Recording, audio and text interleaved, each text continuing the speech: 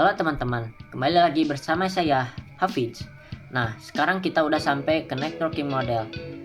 Networking model adalah set aturan atau protokol yang bikin perangkat beda merek bisa saling ngobrol. Tanpa ini, internet gak bakal ada karena tiap vendor bakal bikin aturan sendiri-sendiri. Nah, untuk pengertiannya, yaitu networking model adalah sebuah konsep dalam arsitektur jaringan yang digunakan sebagai standar dalam proses komunikasi data perangkat dalam jaringan.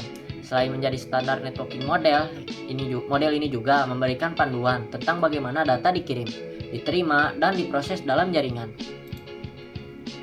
Nah, di sini tuh ada yang namanya OSI layer.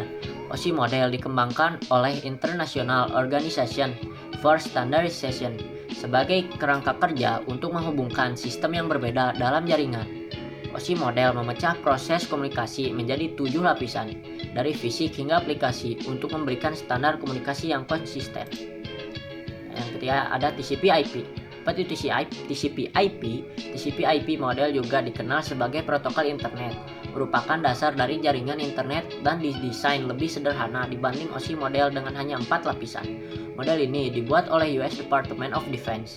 Model ini menggabungkan fungsi beberapa lapisan OSI ke dalam satu lapisan yang lebih luas, yaitu yang pertama ada application layer, lapisan ketujuh dan teratas dalam model OSI dan TCP/IP yang berfungsi sebagai antarmuka langsung antar pengguna aplikasi perangkat lunak seperti web, browser, atau email. Nah, ini tuh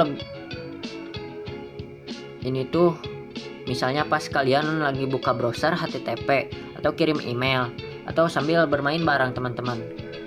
Nah, ini tuh tugasnya menyediakan langsung layanan ke user. Nah, yang kedua yaitu transport layer, lapisan keempat dalam model OSI dan bagian dari model TCP/IP yang bertanggung jawab untuk pengelolaan komunikasi data end-to-end antara perangkat pengirim dan penerima. Nah, tugasnya itu buat ngatur pengiriman data. Ingat kan ada TCP yang teliti, yaitu mastiin data sampai ke tujuan, dan UDP yang ngebut. Nah, di sini data dipecah jadi potongan kecil yang namanya segmen. Nah, yang ketiga yaitu ada network layer, lapisan ketiga dalam model OSI yang bertanggung jawab untuk pengalamatan logis, IP address, dan routing yang memungkinkan paket data dikirim dan diarahkan melalui jaringan yang berbeda untuk mencapai tujuan. Nah, ini tuh urusannya tuh sama alamat. Segmen tadi dikasih identitas yang berupa IP address dan berubah namanya jadi paket. Router bekerja di sini buat mencari jalan yang tercepat buat paket kalian. Nah, yang keempat yaitu data link, lapisan kedua dalam model referensi OSI yang berfungsi untuk menyediakan prosedur pengiriman data antar jaringan, mengubah bit data menjadi frame, serta menangani deteksi dan koleksi kesalahan pada lapisan fisik. Nah, data link itu jadi misalnya paketnya tuh dibungkus lagi pakai MAC address dan namanya jadi frame, terus di physical layer. Nah, untuk physical layer ada di selanjutnya. Physical layer, lapisan pertama dan terbawah dalam model referensi jaringan OSI yang bertanggung jawab untuk transmisi data mentah bit 0 dan 1 melalui media fisik. Frame tadi itu diubah jadi sinyal listrik atau cahaya, yaitu bit, untuk dikirim lewat kabel LAN atau WiFi. Nah, selanjutnya yaitu encapsulation and decapsulation.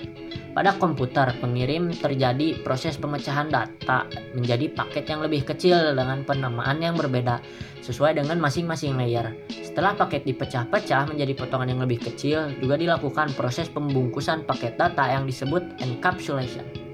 Nah, pada komputer penerima terjadi proses sebaliknya, yaitu proses pembukaan bungkusan paket yang diterima dari pengirim decapsulation dan proses penggabungan kembali pecah-pecahan paket data menjadi paket data yang utuh. Nah, sekian dari saya. Apabila penjelasannya kurang jelas atau banyak kekurangan, mohon maaf, karena saya masih belajar. Untuk video-video selanjutnya, tunggu saja. Bye.